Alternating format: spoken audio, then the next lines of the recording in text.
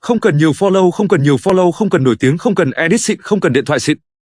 Không cần thiết bị xịn làm đi, chỉ cần làm đúng, chọn đúng sản phẩm, làm đúng công thức content là chắc chắn ra đơn nha anh em. Ai cũng có thể làm được, năm mới rồi hãy bắt đầu đi, đừng chần chừ nữa, người khác làm hết đấy. Ok không anh em, vào đây cho nhóm của mình nhá, 7 ngày affiliate. Có rất là nhiều người họ chỉ có hơn 10 follow hoặc là mấy follow, thậm chí có những chị sinh năm 70 mấy họ đều làm được hết. Đừng chần chừ nữa, hãy kích vào đây, kích vào đây, kích vào đây. Vào đây múc đi, đừng còn chần chừ gì mà không chịu nhấp vào đấy. Đây sẽ là bộ sản phẩm hời nhất của mọi người 2025, chiến đấu đi nào. Sách bao gồm một hộp đựng luxury như thế này nhá.